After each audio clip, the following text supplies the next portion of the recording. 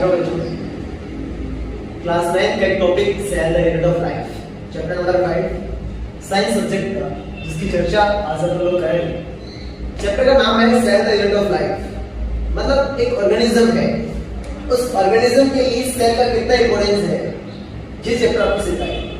Life का मतलब होता है लिविंग ऑर्गेनिज्म, यानी कि लिविंग ऑर्गेनिज्म का फॉर्मेशन हुआ है तो नीड किसकी होगी? सेल। उस सेल के बारे में पढ़ेंगे, होता क्या है, व्हाट इज सेल। फिर पढ़ेंगे सेल आए कहां से, इसकी डिस्कवरी कहां मिली, कहां देखा, किसने देखा, इस बारे में पढ़ेंगे। फिर पढ़ेंगे सेल के फंक्शंस या सेल की स्ट्रक्चर। सेल की स्ट्रक्चर पढ़ने के लिए पहले पढ़ना पड़ेगा सेल के बाहर होता क्या है, या एक सेल जो होती है वो किससे कंसिस्ट होती है, किससे मिलकर बनी होती है, उसके बारे में पढ़ेंगे। सबसे पहला जो क्वेश्चन है, what is cell. Question number first, what is cell. क्या होती है सेल? सेल क्या होती है? बच्चों लिविंग ऑर्गेनिज्म आप लोगों ने देखे, लिविंग ऑर्गेनिज्म आप लोगों ने देखे, चाहे कोई भी लिविंग ऑर्गेनिज्म हो। यदि ऑर्गेनिज्म की बात करें तो ऑर्गेनिज्म जो होते हैं वो अलग अलग टाइप के हो सकते हैं। एक हो सकते हैं प्रोड्यूसर, यानी कि जो प्लांट्स हैं। एक हो सकते हैं कंज्यूमर, यानी कि जो एनिमल्स हैं। एक हो सकते हैं कंज्यूमर, यानी कि क्या है, animals.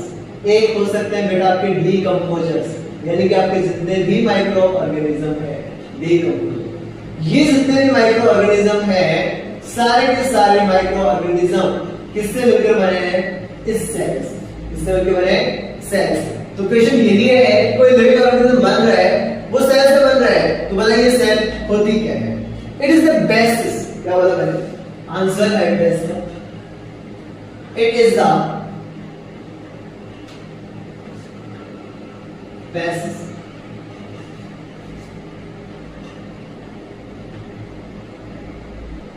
structural and functional unit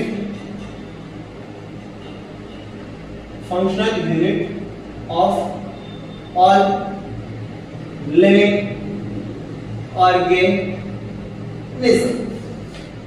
structure का मतलब हो गया, यदि कोई सेल बन रही है तो किससे मिलकर बन रही है? सेल से मिलकर बन रही है। और यदि कोई ऑर्गेनिज्म फंक्शन कर रहा है तो किसके थ्रू कर रहा है? सेल के थ्रू कर रहा है। जैसे मैं आपको बताता हूं, बायोलॉजिकल लेवल्स की बात करते हैं कि सबसे पहले एक सेल होगी, फिर ग्रुप ऑफ सेल बनेगा, टिश्यू बनेगा, देन क्या बन जाएगा? Group of tissue. क्या कहलाएगा बेटा? आपका ऑर्गन। और देन क्या बन जाएगा? एक ऑर्गन है सिस्टम। देन क्या बनता है बेटा? आपका ऑर्गेनिज्म। क्या बनता है? ऑर्गेनिज्म। अब बात यह है बेटा कि यदि किसी ऑर्गेनिज्म के पास में एक सेल है तो केवल सेल तक सीमित है, और यदि किसी ऑर्गेनिज्म के पास में बहुत सारे सेल हैं तो वो टिश्यू बनाएगा, तो वो ऑर्गन बनाएगा, तो वो ऑर्गन सिस्टम बनेगा, तो वो क्या बनाएगा? ऑर्गेनिज्म बनाएगा। क्या बनाएगा? ऑर्गेनिज्म बनाएगा। बात ऐसी है बेटा कि ऑर्गेनिज्म के टाइप हो सकते हैं। क्या हो सकते हैं? टाइप। ऑर्गेनिज्म के टाइप हो सकते हैं ऑर्गेनिज्म आपके single cellular, single cellular organism. Second, multi cellular organism. या तो ऑर्गेनिज्म के पास केवल और केवल एक सेल होगी, या ऑर्गेनिज्म के पास में बहुत सारे सेल होंगी। यदि किसी ऑर्गेनिज्म के पास एक सेल है तो वो ऑर्गेनिज्म होगा सिंगल सेलुलर ऑर्गेनिज्म। यदि किसी ऑर्गेनिज्म के पास बहुत सारे सेल है तो वो ऑर्गेनिज्म होगा मल्टी सेलुलर ऑर्गेनिज्म। अब देखो बेटा, organism consist of single cell called single cellular organism, और यदि कोई ऑर्गेनिज्म है जो कंसिस्ट है लार्ज नंबर ऑफ सेल्स, उसे क्या बोलेंगे अपन? Multi cellular organism. क्या बोलेंगे? मल्टी सेलुलर ऑर्गेनिज्म से। क्वेश्चन आपका बनता है कि सर सिंगल सेलुलर ऑर्गेनिज्म में और मल्टी सेलुलर ऑर्गेनिज्म में डिफरेंस बताइए। सेल क्वेश्चन एक था।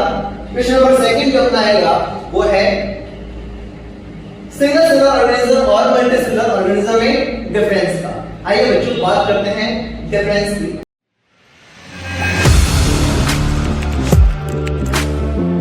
Audio Jungle।